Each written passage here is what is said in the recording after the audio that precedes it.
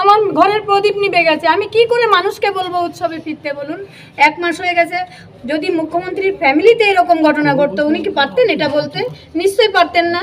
हमको दिल में इतना दुख हुआ कि दोस्त जब हम कभी मेरा लड़की कभी हमको पास कुछ नहीं मांगा है और लास्ट में क्या सोचेगा कि बापी वो 400 रुपया नहीं दे सका।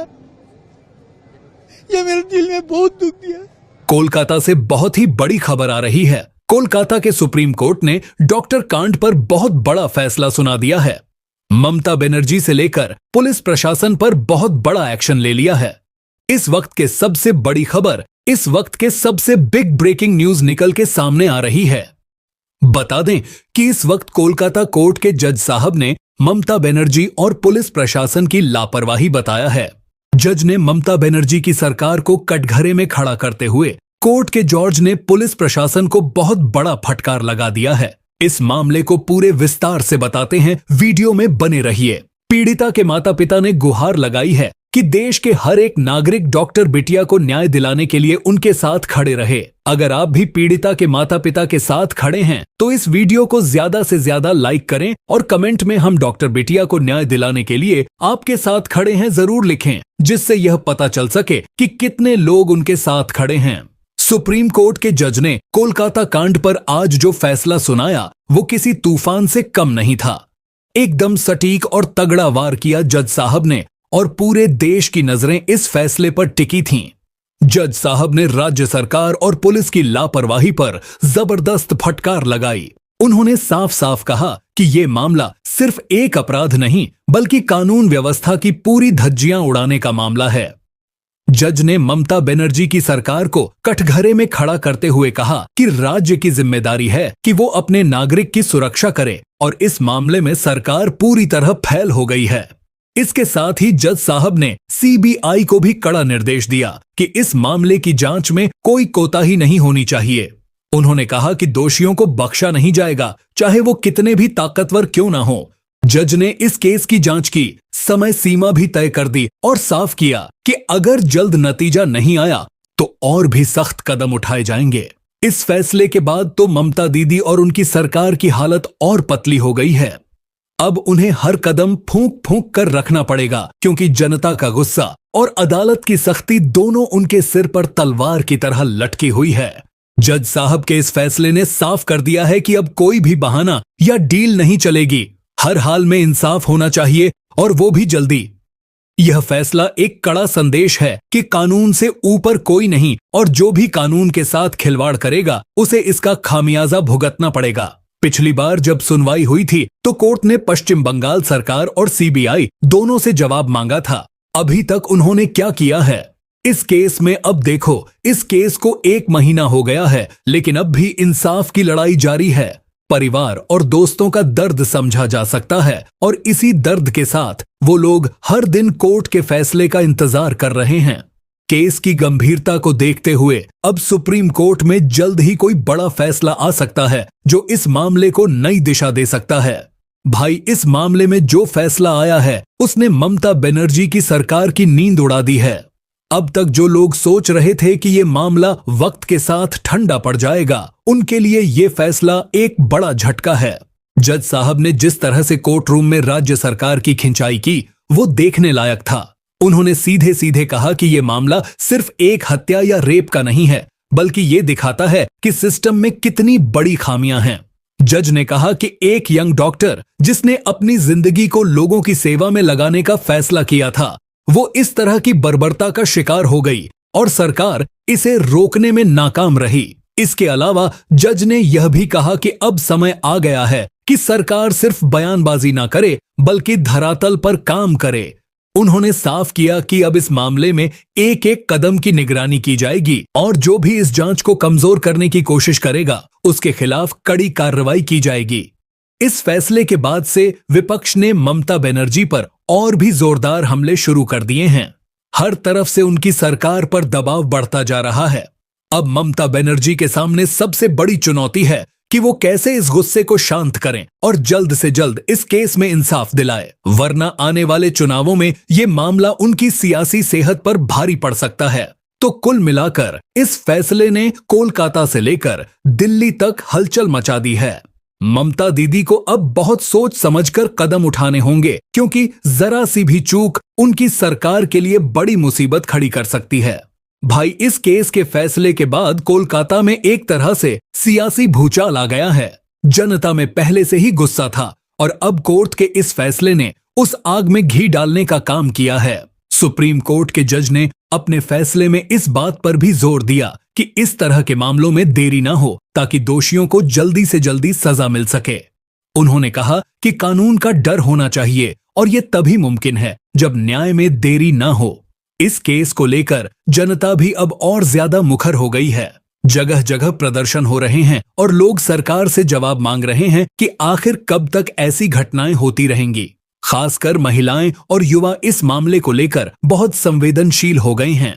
वे सड़कों पर उतरकर अपनी नाराजगी जता रहे हैं और इंसाफ की मांग कर रहे हैं। ममता बनर्जी की पार्टी के अंदर भी खलबली मच गई है। कई नेता अब सोच में पड़ गए हैं कि आने वाले दिनों में जनता का सामना कैसे करेंगे। विपक्ष इस मुद्दे को हर प्लेटफॉर्म पर उठा रहा है और ममता सरकार की हर गलती को भुनाने की कोशिश कर रहा है। उधर सीबीआई पर भी दबाव बढ़ गया है। जज के सख्त निर्देश के बाद अब उन्हें हर कदम सोच समझकर उठाना पड़ेगा। अगर इस केस में कोई भी लापरवाही होती है तो सीबीआई की साख पर भी सवाल उठ सकते हैं। इस पूरे घटनाक्रम ने ममता बनर्जी को एक कठिन दौर में डाल दिया है। उनकी राजनीति और नेतृत्व की काबिलियत इस वक्त कड़ी परीक्षा से गुजर रही है। अब ममता बनर्जी को न सिर्फ इस केस में इंसाफ दिलाने के लिए तत्पर रहना होगा, बल्कि अपनी सरकार की साख को भी बचाने के लिए कुछ बड़े और कड़े फैसले लेने होंगे। अभी तो ये मामला और भी गरमाने वाला है। जैसे जैसे जांच आगे बढ़ेगी और नए तथ्य सामने आएंगे, वैसे वैसे सियासी माहौल और भी तपता जाएगा। इस केस ने ममता बनर्जी की सरकार को अच्छी खासी मुश्किल में डाल दिया है।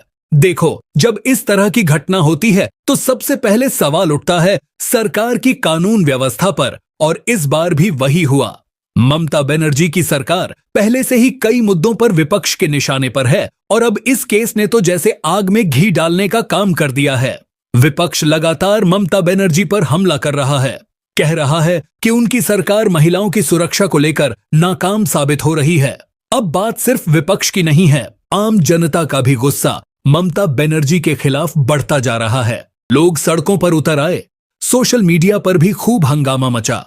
ममता दीदी पर आरोप है उनकी सरकार ने इस मामले को सही तरीके से हैंडल नहीं किया और इसी वजह से मामला और बढ़ता चला गया। इतना ही नहीं, जब मामला सुप्रीम कोर्ट तक पहुंचा तो कोर्ट ने भी राज्य सरकार से सवाल पूछे कि आखिर इतनी बड़ी घटना कैसे हो गई। कोर्ट के सामने स्टेटस रिपोर्ट पेश करने का आदेश भी ममता सरकार के लिए एक बड़ी चुनौती बन गया, क्योंकि इसमें सरकार को अपनी जिम्मेदारियों का हिसाब देना पड़ा। तो कुल मिलाकर ममता बनर्जी के लिए ये मामला एक बहुत बड़ी राजनीतिक मुश्किल बन गया है। अगर इस केस में समय पर इंसाफ नहीं मिलता तो ममता दीदी की सियासी हालत और कमजोर हो सकती है। जनता का गुस्सा और विपक्ष का हमला दोनों ने मिलकर ममता बनर्जी को बुरी तरह से घेर लिया है। अब देखना है कि वो इस मुश्किल से कैसे बाहर निकलती है। दरअसल ये मामला एक यंग ट्रेनी डॉक्टर का है जो कोलकाता में अपने मेडिकल करियर की शुरुआत कर रही थी। उसकी जिंदगी में आगे बढ़ने के सपने थे, लेकिन वो सपना बर्बरता के साए में तबाह हो गया। लोगों ने पश्चिम बंगाल सरकार से सवाल किए कि ऐसी घटना कैसे हो सकती है और कानून व्यवस्था पर सवाल उठाए गए। इस मामले की जांच शुरू में तो लोकल पुलिस ने की, लेकिन मामला बढ़ता गया और लोगों का भरोसा पुलिस पर कम होता गया। ऐसे में कोर्ट ने सीबीआई को जांच की जिम्मेदारी सौंपी। अब सीबीआई इस मामले की तह तक पहुंचने की कोशिश कर रही है। सुप्रीम कोर्ट इस पूरे मामले पर नजर बनाए हुए है और इसी के चलते आज भी कोर्ट ने राज्य सरकार और सीबीआई की रिपोर्ट मंगवाई थी। दोनों ही पक्षों ने कोर्ट को बताया कि जांच में क्या प्रगति हुई है। अब देखना यह है कि आगे क्या होता है। क्या दोषी जल्द पकड़ में आएंगे या फिर परिवार को और इंतजार करना पड़ेगा। इस वक्त और एक बड़ी खबर आ रही है। कलकत्ता रेप मामले में सीएम ममता के असंवेदनशील बयान से भड़के पीड़िता के पिता ममता बनर्जी ने कहा था, 1 महीना हो गया है, अब लोग पूजा पर लौटे। पीड़िता के पिता ने ममता को लताड़ा, कहा हमने अपनी बेटी खोई है, त्योहारों से कोई मतलब नहीं है।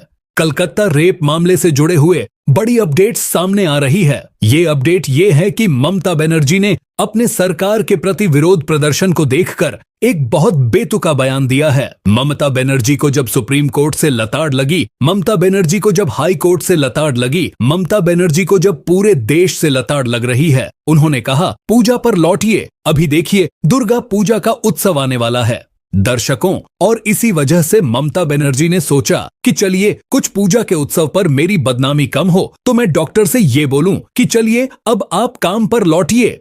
ये क्या था? ये ममता का बयान ये दिखाता है कि ममता बनर्जी पूरी असंवेदनशील मुख्यमंत्री है। महिला मुख्यमंत्री होने के नाते रेप पीड़िता को तो न्याय तो छोड़िए, उनके बारे में बात तक करने को तैयार नहीं है। वही घिसा पिटा बयान नजर आ रही है। हमने बेटी खोई है, हमारी भी बेटी थी, पश्चिम बंगाल की बेटी थी, और जो उनके साथ यहाँ पर जघन्य अपराध हुआ उस मामले में मैं चाहूंगी कि उनको जल्द से जल्द न्याय मिले। इनफैक्ट आपको बता दें कि ममता बनर्जी ने पीड़िता के पेरेंट्स से ये भी बात यहाँ पर सामने कही कि मेरी उनसे कोई ऐसी बातें नहीं हुई हैं, मुझे बदनाम किया जा रहा है व्हाट्सएप के द्वारा और पश्चिम बंगाल को बदनाम करने की साजिश रची जा रही है। दर्शकों, इसी पर पीड़िता के पिता भड़क उठे। उन्होंने साफ कहा ममता बनर्जी का ये असंवेदनशील बयान है, हमें त्योहारों से कोई मतलब नहीं है, हमारी बेटी हमारे साथ त्योहार मनाती थी। इनफैक्ट उन्होंने ये तक कहा ममता बनर्जी को सोचना चाहिए कि उन्हें कब क्या बोलना है। दर्शकों, आपको बता दें यहाँ पर ममता बनर्जी के लिए उन्होंने कहा हमने अपनी बेटी को खो दिया है, हमें त्योहारों से क्या मतलब है। सीएम साहिबा कह रही है कि त्योहारों पर लौटे अगर उनके परिवार में ऐसा होता तो क्या वो ये बात कहने की हिम्मत रखती। ममता बनर्जी से पीड़िता के पिता का बड़ा सवाल। जो ट्रेनी डॉक्टर की हत्या हुई, जघन्य अपराध हुआ, और देखिए कैसे कैसे मार्मिक वीडियो सामने आ रहे हैं। आपका भी दिल बहुत ज्यादा यहाँ इसको देख करके कहीं ना कहीं दुखी हुआ होगा। दर्शकों, जिस तरीके से पश्चिम बंगाल की स्थिति हुई और अब कहा जा रहा है कि हमने अपनी बेटी के साथ दुर्गा पूजा मनाया, लेकिन अब हम कोई त्योहार नहीं मनाएंगे। सीएम ममता का बयान असंवेदनशील। अब इतना ही काफी था। ममता बनर्जी को इतनी लताड़ लगनी काफी थी ये दिखाने के लिए कि ममता बनर्जी को कोई होश नहीं है कि पश्चिम बंगाल में किस तरीके से अपनी स्थिति खराब कर चुकी है और पूरे देश में उनकी बदनामी हो रही है। आइए आपको सुनाते हैं पीड़िता के पिता ने क्या बड़ा बयान ममता बनर्जी के विरोध में दिया है। खपा नहीं है उनके, उन्होंने कोई काम आगे नहीं बढ़ाया। जैसे उन्होंने 3 दिन के बाद पुलिस का आदमी हमारा पास गया था, उन्होंने एक संजय राय को खड़ा करके बोल रहा था ये हम पकड़ लिया, सब काम खत्म हो गया, हम फास्ट ट्रैक कोर्ट में उठा देगा और उसको फांसी दिला देगा। यही इसलिए तो हमको, लेकिन मेरा लड़की का साथ जो घटना घटी है, एक आदमी का कोई संभव नहीं था। और हम पहले से बोल रहा है डिपार्टमेंट का आदमी इसका अंदर युक्त है। ये उनका बात है, उन्होंने उनको क्षमता है, सबको दुर्गा पूजा में ले जाएगा। हमको तो लगता है कोई दुर्गा पूजा इस साल नहीं करेगा तो भी वो मन वैसे खोला मन से नहीं करेगा। उनका मन में हमारा लड़की का विचार, वो हमारा लड़की को अभी पश्चिम बंगाल और सारा देश का अपना लड़की समझ रहा है। इसमें हमारा वाइफ को सिग्नेचर करा के वो बॉडी लेके क्या बोले, हम लोग यहाँ पड़ा हुआ था, वो बॉडी लेके मेरा घर चला गया। उसको तो हम नहीं बोला था ना। और एक बात बोले, जब मेरा लड़की को शमशान में जो पैसा लगता है वो फ्री कर दिया। हमको दिल में इतना दुख हुआ कि दोस्त, जब हम कभी मेरा लड़की कभी हमको पास कुछ नहीं मांगा है, और लास्ट में क्या सोचेगा যে বাপিও 400 রুপিয়া नहीं দেছেগা। মুখ্যমন্ত্রী বলেছেন 1 মাস হয়ে গেছে, এবার উৎসবে ফিরুন, অনেক হয়েছে। সব দেশের মানুষ যদি ভাবে যে উৎসবে ফিরবে, কিন্তু দেশের মানুষ তো আমার মেয়েটাকে নিজের পরিবারের মেয়ে ভাবছে। তারা যদি পারে ফিরতে, আমার কিছুই বলার নেই। তবে আমার ঘরেও দুর্গাপূজা হতো, আমার মেয়ে নিজে করতো, সেটা তো আমার বাড়িতে তো কোনোদিন আর দুর্গাপুজোর আলো জ্বলবে না। আমার ঘরের প্রদীপ নিভে গেছে, আমি কি করে মানুষকে বলবো উৎসবে ফিরতে বলুন? 1 মাস হয়ে গেছে। যদি মুখ্যমন্ত্রীর ফ্যামিলিতে এরকম ঘটনা ঘটতো, উনি কি পারতেন এটা বলতে? নিশ্চয়ই পারতেন না। तो देखिए, यहाँ पर आपने साफ देख लिया कैसे पीड़िता के पिता ने बयान ये दिया है कि ममता बनर्जी ने बहुत गलत बात कही है। त्योहारों से हमें क्या लेना देना, अपनी बेटी के साथ हम त्योहार मनाते थे, अब हमें किसी बात का मतलब नहीं है। बताइए, मतलब यहाँ पर न्याय तक नहीं मिला और ममता बनर्जी को ये समझ में आ रहा है कि चलिए अब दुर्गा पूजा का समय है, सभी डॉक्टर्स टाइम पर अपने काम पर लौटिए। बता दे आपको, सुप्रीम कोर्ट की ये आदेश के बाद भी सुप्रीम कोर्ट ने साफ कहा था कि अब डॉक्टर अपने काम पर लौटे।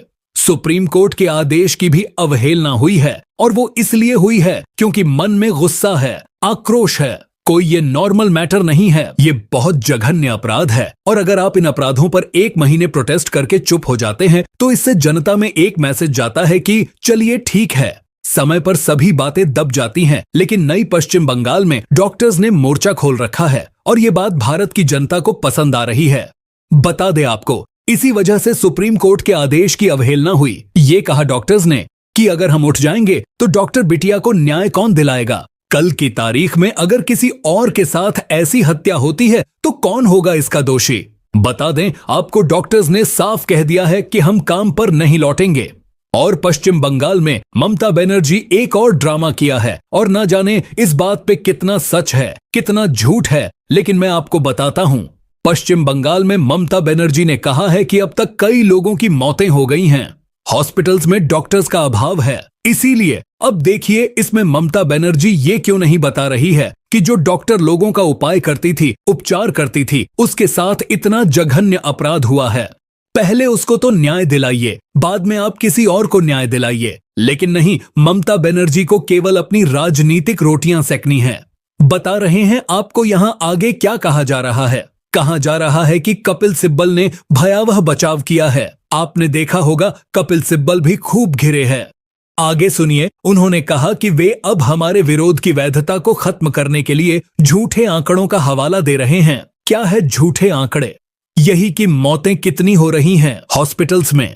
जाहिर सी बात है, अगर आप बताएंगे हॉस्पिटल्स में डॉक्टर्स के अभाव के कारण इतनी मौतें हो रही हैं, तो कोई भी इंसान ये सोचेगा ठीक है, डॉक्टर्स को प्रोटेस्ट करना चाहिए, लेकिन अब अपने काम पर लौटना चाहिए, उनका कर्तव्य है। लेकिन ये तक कहा जा रहा है फेडरेशन के द्वारा कि ये झूठे आंकड़े हैं।